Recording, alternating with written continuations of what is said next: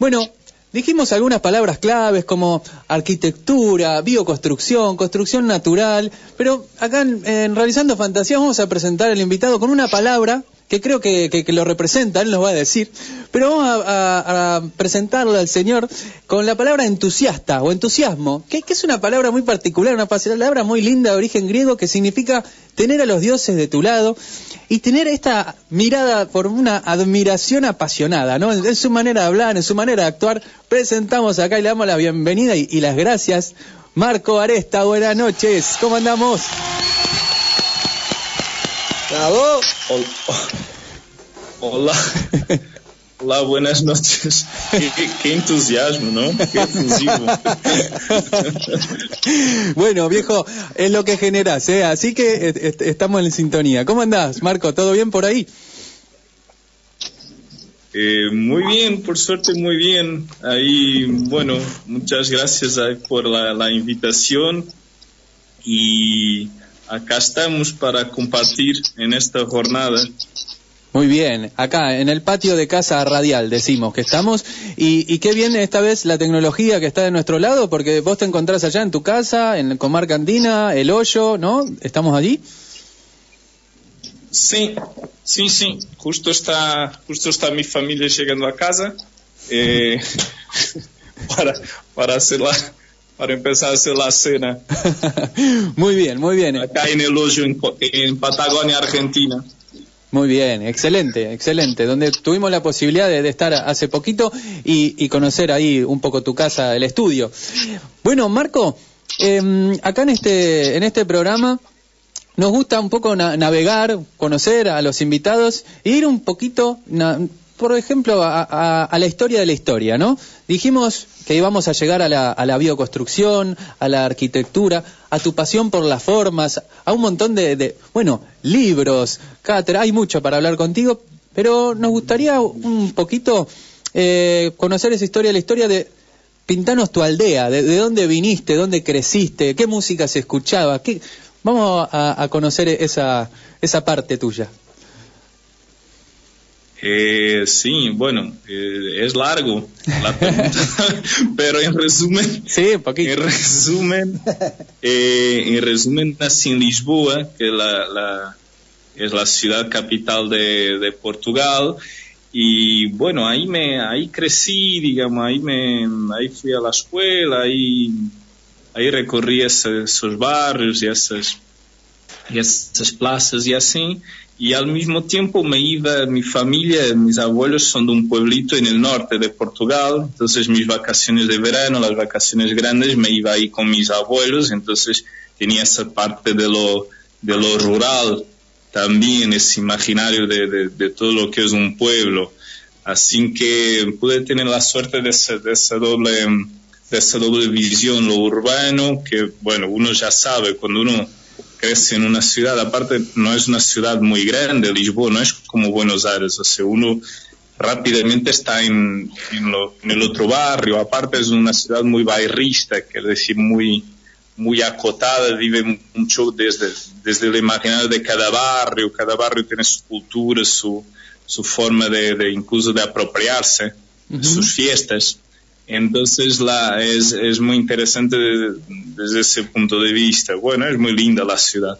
Y entonces me fui construyendo mi imaginario espacial y simbólico y mi realidad a nivel cultural, pero también de formación en esos dos mundos, ¿no? El pueblito y la ciudad. Muy bien, dos preguntas.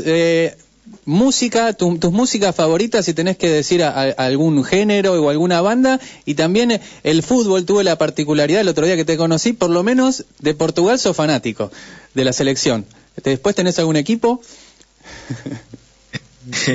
No sigo los campeonatos de fútbol, me aburre. Me gusta el deporte en general me gusta mucho cuando es jugado a alto nivel, como un espectáculo, pero las ligas me aburren. Ahora sí, la selección de Portugal me encanta. Durante muchos años combatí de alguna manera esa pasión, pero ya actualmente ya nadie me puede poner, digamos, outras coisas que hacer si juega Portugal. Já, meio que já assumi que isso era assim, e me encanta el básquet, juguei durante años, entonces me encanta el básquet. El deporte en general es muy lindo, las artes, como un arte, ¿no? Como un hacer increíble, ¿no? De los cuerpos, la danza también es otra pasión. Bueno, en general, ¿no? La música, ahora actualmente el piano, me encanta. Y a nivel de música, hablando de música que preguntabas, me gusta las músicas que tiene el piano. Ajá. Como grande hilo de conexión. Por ejemplo, el rock argentino, el rock nacional de cantautores al piano, como Fito Páez, me encanta el jazz, el piano jazz, bueno, me encantan clásicos de la contemporaneidad en el piano, ¿no? Y no solo los románticos de piano, Liszt, Schumann, eso es la parte del romantismo. Sí, pero me encanta en general la música, el folclore, me encanta la chacarera. Muy bien. En general la música me gusta. Me diste el pie porque tuve justo la oportunidad de estar creo que 40 minutos o una hora en tu casa el otro día y dijiste el piano y vi cómo iban navegando con Fernando, a quien le mandamos un saludo también allí que está en la comarca, del piano a la geometría, a la escuela pitagórica, a la arquitectura. Así que vamos a empezar intentando seguir con una cronología, pero podemos ir y venir.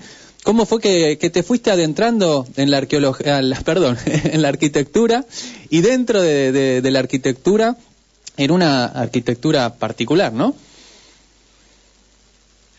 Sí, no, bueno, de verdad mi pasión por la arquitectura llegó muy tarde, porque yo medio que me fui a arquitectura. Bueno, primero entré a la escuela de artes, de verdad lo que quería era seguir artes plásticas, entonces hay primero una tecnicatura en Portugal en ese tiempo, no sé si sigue así, pero había una tecnicatura primero de 3 años en varias escuelas, ¿no? De tecnología, de artes, de humanidades, entonces se iba eligiendo. Entonces elegí la escuela de artes. Bueno, imagínense que en la escuela de artes había de todos menos gente que quería seguir arquitectura.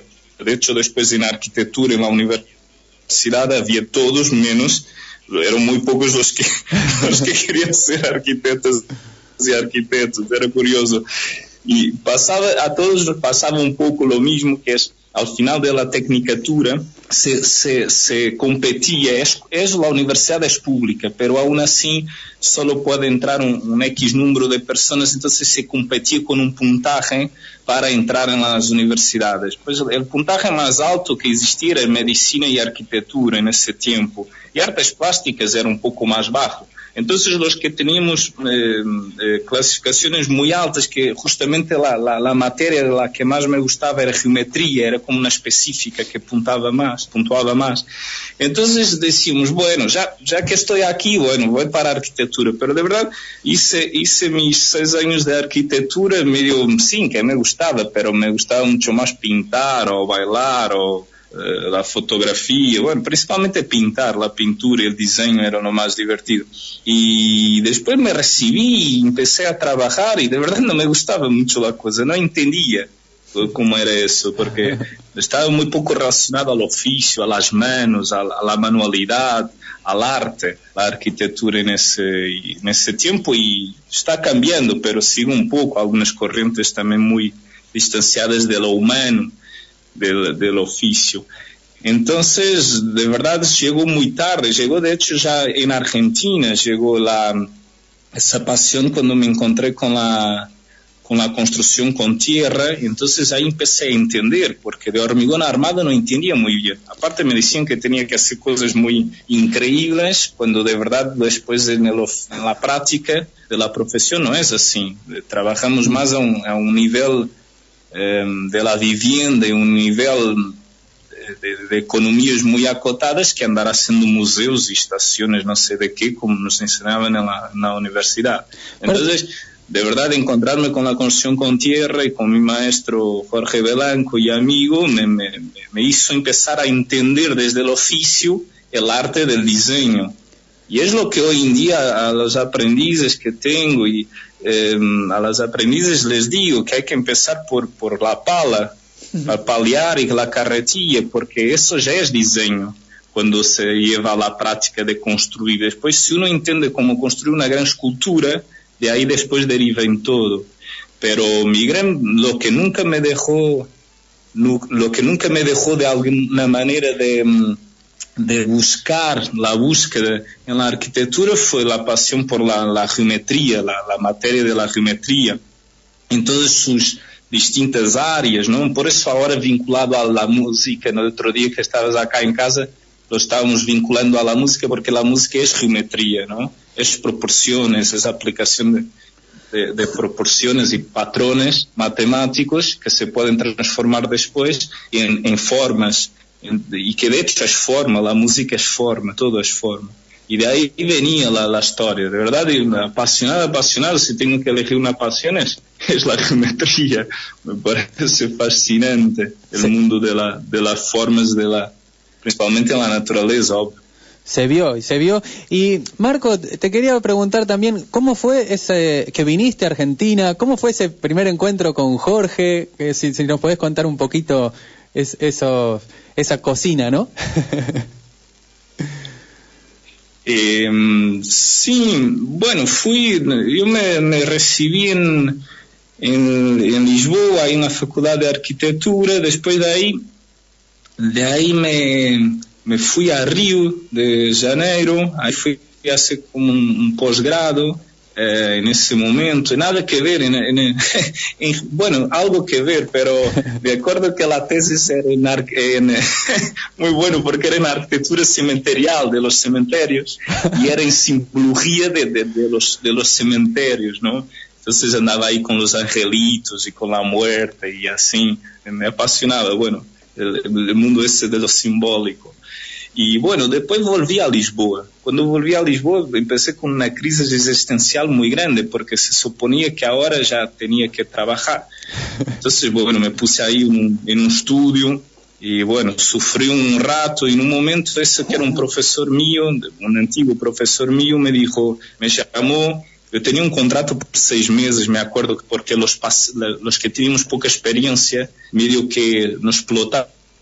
Creo que eso sigue en los principales estudios de Europa, nos explotaban y entonces nos pagaban cualquier cosa porque se supone que teníamos que aprender. Bueno, no pasa nada con esa historia porque eso hace parte de otro tiempo, de otra tradición, esperemos. Entonces me hacía un contrato por 6 meses y a los 4 meses por ahí ese profesor, que era el director del estudio, era un estudio grande ahí en Lisboa, me dice: Marco, de verdad esto no es lo tuyo es el arte, lo tuyo no es cumplir un horario. Yo de verdad te doy un consejo: o te montas a trabajar por cuenta propia o hace otra cosa, porque esto no es lo tuyo. Yo dije: sí, efectivamente esto no es lo mío, entrar a las 8 y salir a las 6 no es lo mío, con una hora de comer. Siempre me atrasaba porque siempre había un amigo de la escuela de artes que estaba ahí cerca, o una amiga, que íbamos a comer y siempre nos retrasaba, siempre un poco de vino a más, siempre nos retrasaba. Y entonces en una de esas comidas conocí a lo que es ahora mi compañera, Núria Vilalta, y ahí, bueno, juntando varios factores, me fui para Barcelona.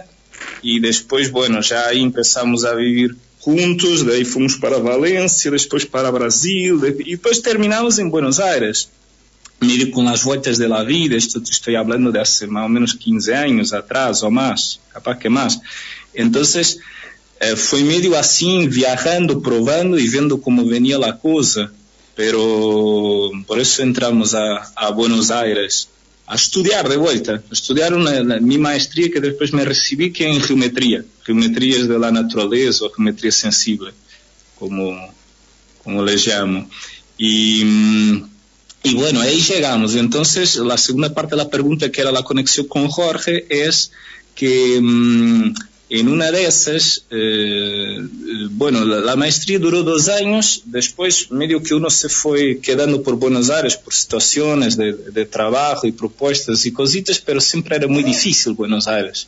Para que está de afuera es muy difícil, una ciudad muy grande, enorme, bueno, muy difícil a nivel económico también. Nosotros no conseguimos trabajo, yo seguí en la universidad ahí medio dando clases para la Honorem, en la UBA, y era todo complicado. Entonces, en una de esas mi suegra nos vino a visitar y yo creo que intuiu, más bien que intuiu, lo vio, que no lo estábamos pasando bien. Estábamos justo pensando si nos regresábamos a Portugal o al País Vasco, a donde íbamos.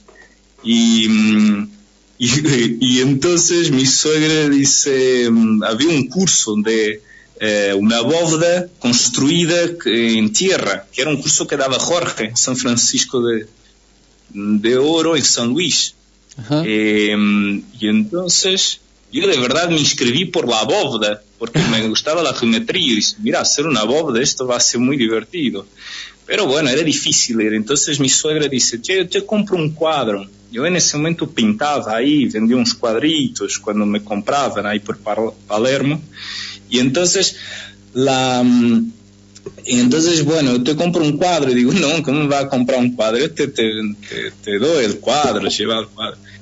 Y dice, no, yo te compro un cuadro. Y dice, no, bueno, entonces te pago el curso que quieres ir a hacer y que estabas el otro día hablando con Nuria que no lo iba a poder hacer porque era complicado. Yo digo, bueno, está bien. Entonces me pagó todo, ¿no? El curso, creo que incluso el billete del colectivo de ida y vuelta, así me fui para allá. Y ahí conocí a Jorge y medio que después me enteré que la construcción era con tierra y que Jorge debía ser alguien muy conocido porque todos querían hablar con él. Bueno, la cosa vino así medio de casualidad, porque yo feliz de hacer una bóveda de catenaria, que la geometría era muy linda. Y entonces nada, al último día del curso, Jorge me dijo, che, ¿y tú a qué te dedicas? Porque no habíamos hablado durante todo el curso. Y yo digo, no, yo de verdad de formación soy arquitecto, pero pinto, vendo unos dibujitos, vendo unos cuadros, doy ahí clases ad honorem en la UBA porque quiero terminar mi maestría, bueno, así. Yo dice, bueno, pero ¿te gustaría dedicarte a esto? Y digo, no sé, me parece divertido, pero no sé, así tan rápido la cosa, bueno, no sé. Yo dice, bueno, dame tu contacto. Y bueno, a la semana me llovían llamadas, emails y todo para diseños y así todo. Y yo le llamaba casi día por medio, iba a preguntar cómo era la cosa, porque yo de verdad no tenía experiencia. Y él dice, sí, me vendía como el mejor, el mejor arquitecto y el mejor todo. Y yo de verdad que no tenía ni idea. Y así medio a los tropezones y con la mano por abajo con el entusiasmo de Jorge, pude ir llevando la cosa y nada, y llegué acá. Ahora ya son como 11 o 12 años de esa historia. Muy bien, muy bien. Y con mucho recorrido y muchas experiencias. Marco, algo que también me llama la atención, por lo menos los títulos de unos libros que editaste, que es La pasión de la forma y la vivienda como organismo vivo, de arquitecturas biológicas.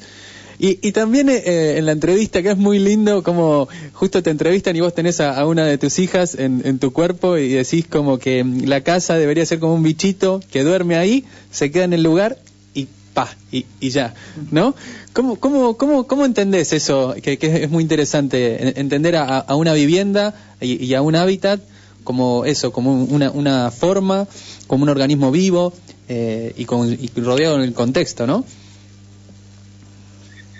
Sí, mira, de verdad ahora justo estoy cursando, bueno, estoy iniciando mi doctorado, son 4 años, este es el primer año en que estoy, ya me aprobaron el anteproyecto, ahora estoy trabajando para que la aprobación del proyecto de tesis y justamente me está tocando un montón, bueno, cuestionarme sobre incluso mis propios escritos, pero bueno, a lo que voy no era eso, a lo que voy es que estaba justamente acá leyendo unas cosas para el doctorado y mientras esperaba que me llamases y pensaba en eso, ¿no? de lo intuitivo o más bien de lo abductivo, que es el conocimiento, en el sentido de que uno siempre piensa con los demás, con las demás personas, ¿no? Es como que tuviésemos todo el mundo, toda la humanidad, todos los animales, todas las plantitas pensando al mismo tiempo, ¿no? Abduciendo información al mismo tiempo. Cuando uno dice una cosa, cuando se da cuenta de cosas que uno algunas veces lee de lo que escribió antes o lo que dijo, y a mí me da algunas veces la sensación, joder, sin que estaba lúcido esta vez. Uno hasta se sorprende, es como si fuera alguien afuera nuestro, o otra persona que hubiese dicho esas cosas. Entonces es interesante la situación de que los pensamientos o las frases o los estados emocionales más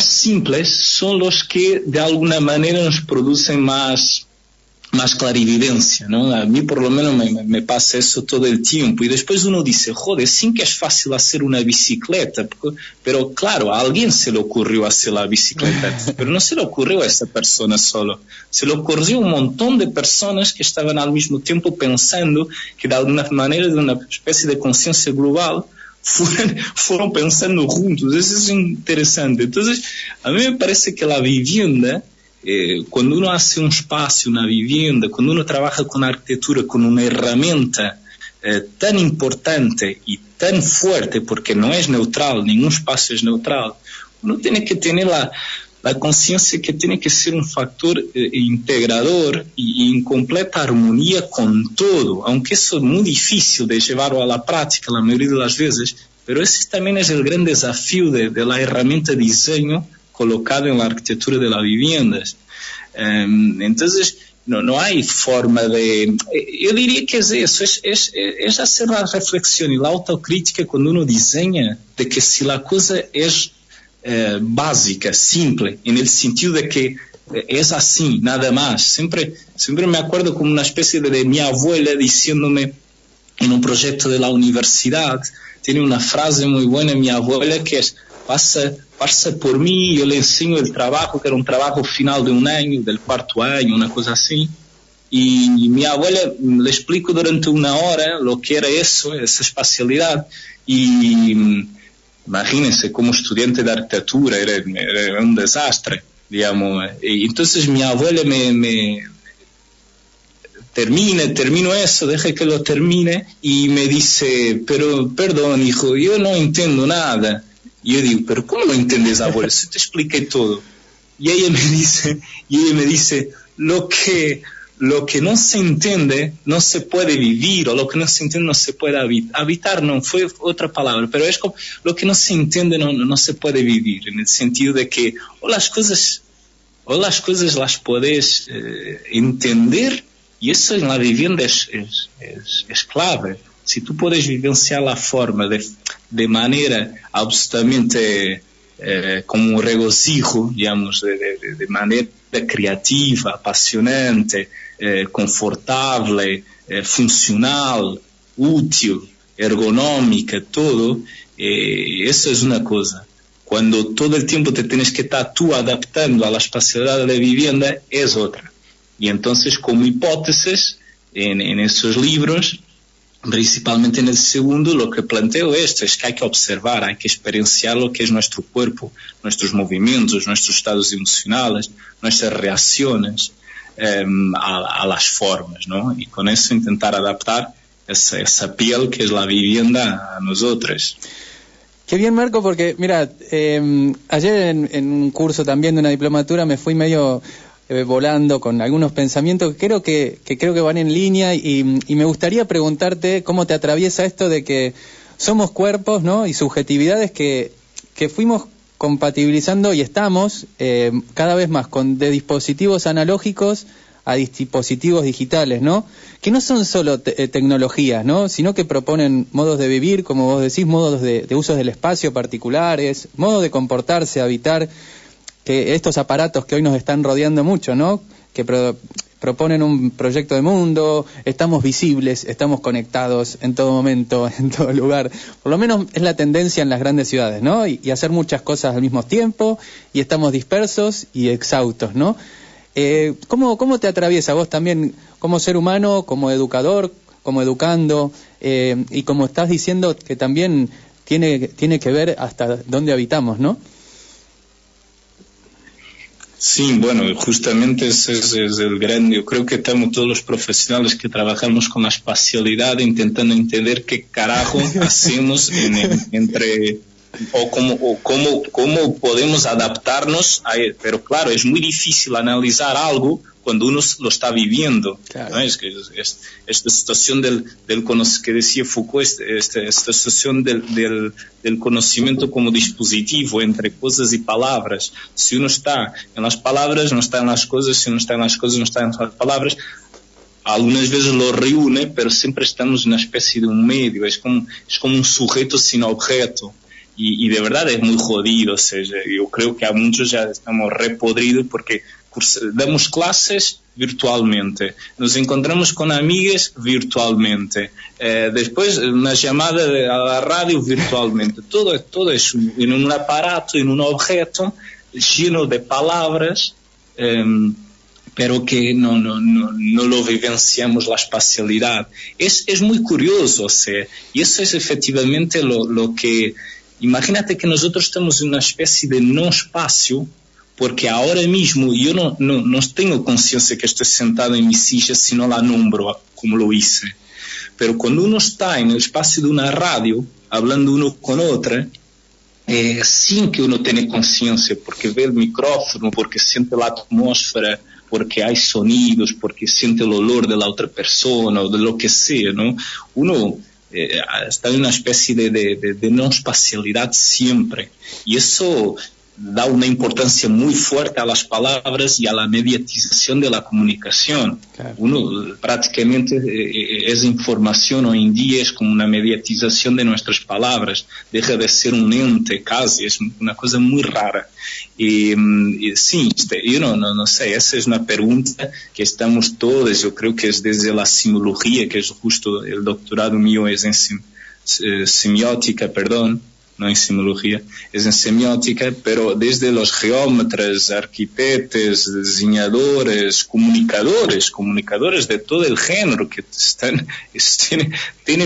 tienen a su cargo el poder de la palabra y de la imagen. Imagínate que eso es una radio y de repente me dices, no, es mucho más interesante que nos vean en Facebook. ¿Por qué? Si la radio, el poder, lo mágico de la radio es que no hay imagen. Cuando pones imagen en una radio, deja de ser mágico, porque tú ya no idolatras, ya no fantasías con la persona que es su voz. Imagínate que hay mujeres que me apasioné, pero no es que me apasioné de esa mujer, sino de su voz. Claro. Porque es una locutora increíble, y después aparece la imagen y dice, mira, de verdad muy poco atraente, porque estoy atraído por sus ideas, por su poder de comunicar. Y eso es lo lindo de la radio, que al poner una imagen en una pantalla, y que nos está pasando a todos esa situación en varios ámbitos, uno ya las ideas o los pensamientos quedan desnaturalizados, digamos, de alguna manera quedan sin magia en esos formatos. Ahora bien, la televisión también habría que ver, porque pierde su poder, porque de repente ya estamos todos en los YouTubes. O sea, es una cuestión muy interesante de trabajar desde vuestra área, que no es la mía. Ahora, desde mi área, tiene que ver con la espacialidad de uno decir, mira, es muy jodido viviendas donde uno trabaja espacios y no trabaja los lugares, por ejemplo, indo a lo mío, porque otro que estaba hablando, de verdad está hablando cualquier estupidez sin conocimiento, es lo que intuyo.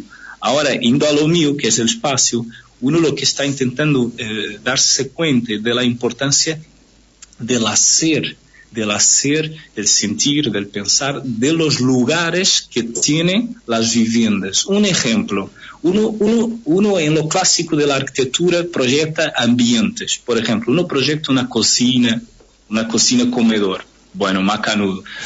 Proyecta un dormitorio, genial. Pero de verdad eso no dice nada.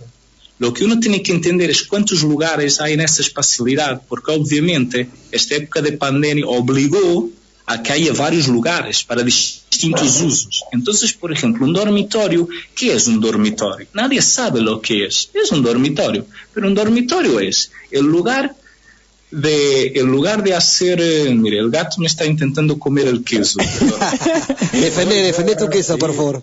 En vivo vemos cómo Marco defiende el queso. Qué interesante charlar de estos temas, ¿no? Porque son transformaciones rápidas que todos vivimos y ahí está, muy bien. ¿Tuvo final feliz? Claro, final feliz, ahí al límite, pero fue feliz. Ahí está, mira, por ejemplo, bien. Esto que decía, vamos al espacio de la cocina, uno podría pensar, ¿el espacio de la cocina qué es? Esa pregunta es simple. Un arquitecto diría, bueno, es el espacio para cocinar y bueno, y si es cocina-comedor, es el espacio de cocinar y comer. Y bueno, por ejemplo, ahora estoy en el espacio de la cocina hablando contigo, entonces el espacio de la cocina también ya es como una especie de un escritorio. Claro. Y el espacio de la cocina puede ser el espacio de no sé, de bailar o de hacer sexo o de urinar, no conozco a nadie, pero bueno, vas a saber, capaz los niños muy chiquitos los lavas en el lavaplatos, entonces de repente es la bañera de un bebé. Yo qué sé, o sea, los ambientes no son nada por sí, lo que son importantes son los lugares que uno proyecta. Entonces eso lleva a otra gran cuestión, que es cómo proyectar viviendas en base a un montón de acciones que algunas veces en un monoambiente para una familia de 5, 6, 8 personas tiene que existir. Y cómo es que todo eso se puede compaginar. Entonces me parece que ese es la gran estudio de hoy en día, que estamos todos dando vueltas a la cabeza, que es desconstruir espacialidades. Marco, buenas noches, te saluda Javier, ¿cómo estás? ¿Qué tal, Javier? Te quiero hacer una consulta un poquito más específica. Te escuché en una entrevista que hablabas de trabajar con la tierra y hubo una frase que me dejó así pensando, que la tierra transpira. Entonces me gustaría si te puedes animar a explicarme, yo que no soy muy conocedor de estos temas, cómo se trabaja en una vivienda con tierra y cómo es que transpira y todo ese vínculo que me pareció muy interesante. Sí, bueno, pegamos un giro de 180 grados, porque de 360 sería volver a lo mismo. Para pasar de lo conceptual del diseño a la materia. Bueno, a nivel de materia, sí, los materiales naturales, como la tierra, específicamente la tierra, digamos, la tierra arcillosa mezclada con otras cosas, con fibra o con arenas o lo que sea, no importa, eso le llamamos barro, pero la arquitectura y construcción con tierra se basa en eso, que son técnicas o mixtas o en su mayoría construidas con tierra, y entonces no tiene ningún aditivo hidrófugo que selle la pared, por ejemplo. Entonces lo que pasa es que los materiales, si bien están en estado seco, si no sería un desastre, pero siguen con propiedades porosas, y con eso hace que absorbe la humedad en exceso del aire y la lleva al exterior, o hace un equilibrio de humedad y temperatura, higrotérmico, quiere decir, baja la humedad absoluta del aire, relativa del aire interior, y con eso la sensación de nuestro cuerpo es mejor, porque sentimos con una humedad muy grande, muy alta, en nuestro cuerpo a nivel cardiovascular y de piel no se siente bien. Entonces, cuando pasamos índices de 80 grados para arriba, bueno, ya empieza a complicarse. Aparte de que una casa con humedad hay mucho más problemas a nivel respiratorio, enfermedades, bueno, de gripes y todo. Entonces lo que efectivamente es una gran propiedad de la construcción con tierra es esa, que eso es como la gran pregunta y la gran respuesta. Bueno, ventajas, esa. Y contra esa, imagínate que contra esa no hay mucha discusión. De hecho, toda la arquitectura y construcción, aunque sea con materiales convencionales, intenta que el espacio respire. Claro. Pero es que con la materialidad tierra eso es fácil. No es necesario andamos con barreras de vapor y pone chapa para después poner barrera de vapor, pone ladrillo, después mortero de cemento para después poner algo que transpire un poco más, o sea, es que es un quilombo de aditivos que la construcción convencional anda, altamente impactantes desde su producción hasta su vida útil y que cuando se terminaría todo, y la construcción con tierra es subir un muro de tierra, es así, ya tiene eso. Entonces esa es la gran ventaja. Es equilibra la humedad del ambiente. Marco, tenemos una pregunta de un oyente que creo que va en esta línea, no va a ser un giro de 180 y es más, quizás ya parte de la respuesta. Dijiste que una casa debe tener aislación o inercia térmica. Mira, con el cambio climático que ya se hace sentir, muy divertido. Una parte antes de contestar. La Europa, justo hoy o ayer, la Unión Europea determinó un estado de urgencia de cambios en todo el sentido de producción de materiales, esto, aquello, lo otro, pero una bestialidad. Es como si a partir de mañana hubiera la pandemia. Bueno, ellos decretaron una serie de leyes impuestas a todos los países de cambios brutales en todo, en producción, no sé, de formas de vestir, todo, una pasada. Y porque, claro, venían frenando eso y ahora ya no pueden frenar, porque todos los años, desde hace 5 o 6 años, Portugal, por ejemplo, tiene mínimas de 40 grados. O sea, cuando era chico había 25 grados en Lisboa. Cuando íbamos a 30 grados, era como ya no se podía. Pues ahora, desde hace 6 años, wow, toda la Europa tiene picos de calor, las capitales europeas, de mínimos de 40 grados, 45. Imagínense lo que es una brutalidad. Entonces, ¿qué pasa? Pero en otras áreas del planeta pasa que hay picos de frío muy grandes y después de calor muy grande.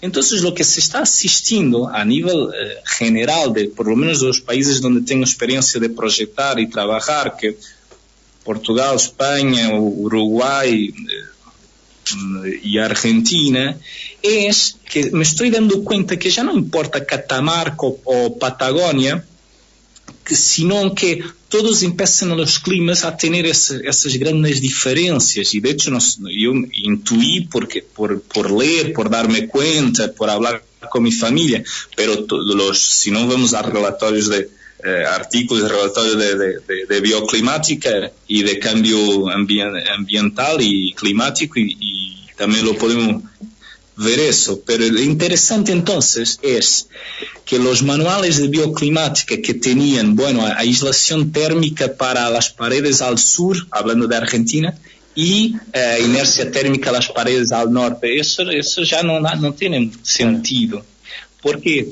Porque uno necesita de aislarse siempre ahora.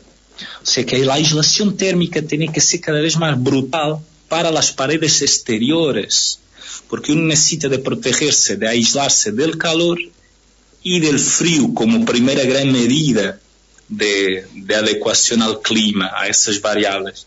Y después, para el interior, sí, uno puede trabajar con paredes que tengan alta inercia térmica. ¿Para qué? Para en los meses de frío, en las regiones de frío, acumular el calor producido interiormente, claro, y que quede, que no salga rápido porque las paredes están aisladas. Entonces es como ponerse un abrigo exterior bastante gordito, pero adentro andar desnudo.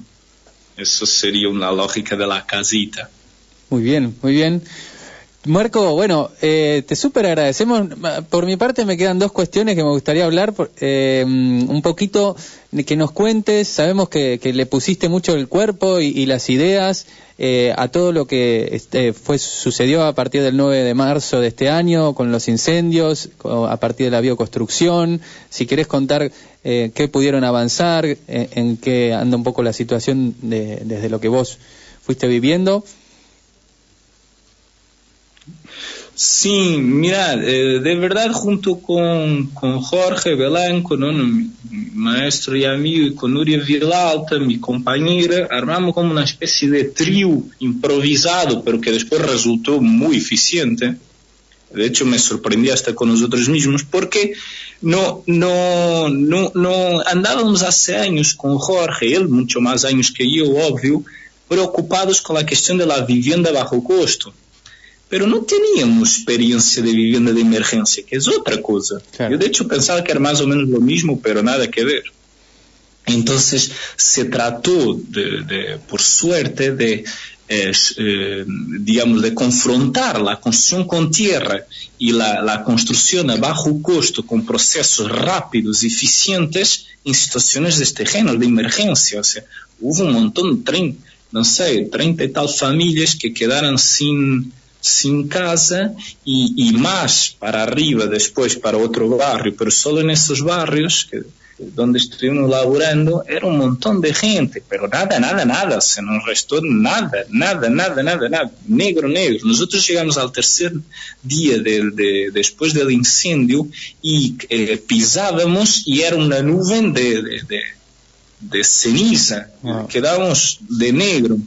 Cada día que andamos ahí laburando. Y hoy en día no, hoy en día ya hay un montón de casitas, hay barrio armado, ya, bueno, hay plantitas, hay verdes, esto ahora se está armando, en este momento se está armando, estoy acompañando el proceso de armar un centro comunitario con una cocina comunitaria de producción de alimentos. Estamos montando para agosto un adobero para producir adobes en el barrio, una carpintería, bueno, y otros tantos grupos, que no solo nosotros, porque nosotros estuvimos a la cabeza, pero ayudados y ayudadas por un montón de voluntarios que vinieron de todo el lado del país y de la propia comarca, y un montón de donativos. Estamos ahora un poquito hibernando porque estábamos trabajando con la vivienda a nivel de tierra, de paredes, entonces estamos hibernando un poquito para en septiembre volver a la carga trabajando. Pero por ejemplo hay un grupo que nos estuvo muy acompañando, estuvimos involucrados, que trabaja solo con techos, que sigue, Marcelo de Magina, ellos siguen haciendo techos, no pararon todavía. De hecho nuestra idea es ahora llegar a sus techos y empezar a hacer paredes. Después, por ejemplo, Núria Vilalta, aparte del trío que teníamos, se vinculó y se organizó con otras 3 vecinas que se hacen llamar las vecinas del amor, y ya dan por 12 camiones que han traído de donativos. Estamos hablando de un número importante, 120.000 entre adobes y ladrillos que colocaron en la comarca. Una barbaridad. Entonces, sí, de esas 350 familias, ya llegaron a cerca de 70 viviendas. Es de verdad muy increíble, y a nivel de una organización social autogestionada. No estamos hablando de ningún apoyo institucional, ni de años de experiencia estudiando sociología y impacto en situaciones de emergencia. Estamos hablando de una cosa muy intuitiva, que contando con un montón de conocimiento de un montón de gente, se pudo hacer. Es absolutamente increíble. Expresarlo de esta manera es siempre un poco lejos para los que están escuchando, pero los que han podido ver alguna imagen o incluso han estado acá, es impactante, ¿no? Impactante lo que se ha podido hacer en tan solo 3 meses. Sí, totalmente. Y como nombrabas recién, la común unión que se ve, esta cuestión, yo relataba la semana pasada de, ayudarle al otro que está peor, y ese que te está diciendo que ayudes al otro no tiene ventanas, no tiene aberturas y bueno, y hace frío de verdad ahora, y bajar un camión de ladrillos, tuve un poquito de experiencia el otro día con helada, cuesta también, así que bueno, sí. La verdad que es súper admirable, y de este programa semana a semana, tras ese 9 de marzo, vamos siempre comunicando qué se va haciendo, qué se va necesitando, así que cuenten siempre con el espacio. Marco, antes de cerrar me gustaría que le hacemos con algunos invitados esta cuestión de una pregunta libre, ¿no? De qué quisieras vos decir, qué quisieras vos reflexionar, qué quisieras vos comentar, que bueno, que no te hayamos preguntado, o algún mensaje libre, o sea, de lo que sientas, ¿no? Porque me parece que sos un decidor y tenés cosas para decir.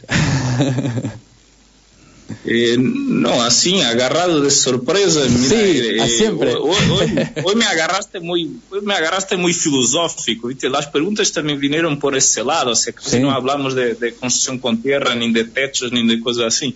A mí me encanta, porque todo el día hablo de eso, entonces me gusta más filosofar. No, yo viéndonos a los cuatro acá en cuadraditos y aprovechando la reflexión que estábamos haciendo, lo que me parece es que somos un sistema, parece que decir, se sabe, uno se da cuenta, aparte de poder leer o charlar con otras amigas, pero que son un sistema tan complejo, tan conectado, tan indeterminado, ¿no? De tantas variables, que lo que me parece más divertido es esta noción de uno siempre mirar para el contexto del presente, de la actualidad, como una especie de un porvenir, de un futuro anticipado. Siento que hoy en día, con esto de la pandemia y de las pantallitas, es como una especie de que uno está afuera de uno y cada situación que uno está viviendo ya es como un futuro, ¿no? Es como un futuro. Imagínense que hace 1 año y medio o 2, si uno dijera, no, esto va a pasar, uno decía, no, qué locura, ¿cómo va a haber un bicho para todo el mundo, hasta el último pueblo, en el hoyo? Yo no me voy a enterar en el hoyo de eso. Y entonces me acuerdo cuando un amigo me dijo, ¿ya viste eso de China y todo? Se está complicando, ¿eh? Porque llegó ahí tal y tal. Y yo digo, bueno, ¿qué es? En el hoyo, ¿qué va a llegar? Y entonces es como una especie de admitir la complejidad y la interconexión completamente indeterminada de variables que tiene el ser humano en esa célulacita tan chiquitita en todo este contexto. Es como estar viviendo el futuro, ¿no? Siento que estoy viviendo el futuro, es eso. Qué bueno, Marco, porque mira, casualmente todo tiene que ver con todo. Mañana se cumple 1 año que pudimos entrevistar a José Pepe Mujica, y en la charla se dio esta reflexión de que como bichos humanos estamos cada vez más interdependientes, interconectados, y hay que dar estas conversaciones de, hay que abrir un río en el Sahara, hay que hacer esas cuestiones ya planetarias. Así que, bueno, bienvenido estas filosofías. Sí. Tengo una pregunta final, si se puede. Sí, y yo voy a cerrar igual, lo voy a querer, no sé si lo voy a sorprender, pero por lo menos le voy a compartir algo a Marco de un paisano de él. Bueno, porque tenía una pregunta muy superficial, porque nunca tuve la posibilidad de hablar con un portugués así cara a cara, y Portugal es un país hermoso. Podía hablar de la música del fado, que es una música folclórica que me encanta, pero una pregunta concreta, superficial, aclaro, superficial, estamos tan profundo. ¿Cristiano Ronaldo o Messi? Que lo diga. Que lo diga. Eso es como decirme fado chacarera. Me gustan los dos. Bien. Vamos por los dos.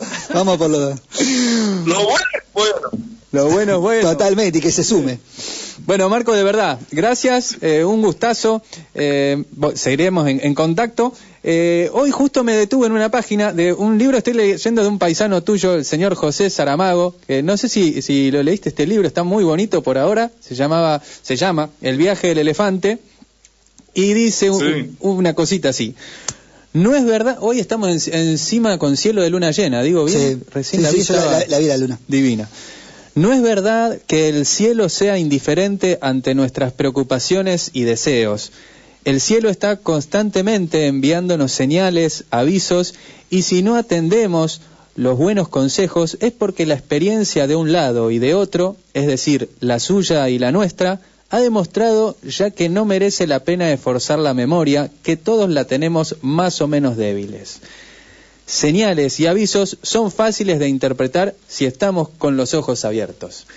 Me gustó, como que quedó ahí José Saramago, El viaje del elefante, ya que estamos, lo recomendamos. Marco, muchas gracias, que tenga una linda noche, saludos a la familia también. Y bueno, nos vamos a publicidades y nos quedamos 2 minutitos hablando fuera del aire con Marco, dale. Una señal desde San Andrés hacia todo el planeta. SOS, www.fmsos.com.ar. 24 horas de programación.